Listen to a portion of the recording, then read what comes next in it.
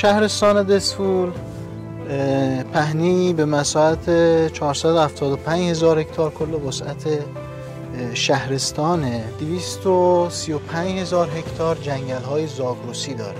یکی از مواردی که بسیار مهم هست و خیرین باید ورود کنن توی بحث حفاظت از طبیعت هست، حراست از طبیعت هست. این یک شروع خوبه و ما این رو به فال نیک میگیریم که بتونیم انشاءالله از ظرفیت خیرین هم تو بحث توسعه و احیا و هم تو بحث حفاظت از منابع طبیعی استفاده کنیم.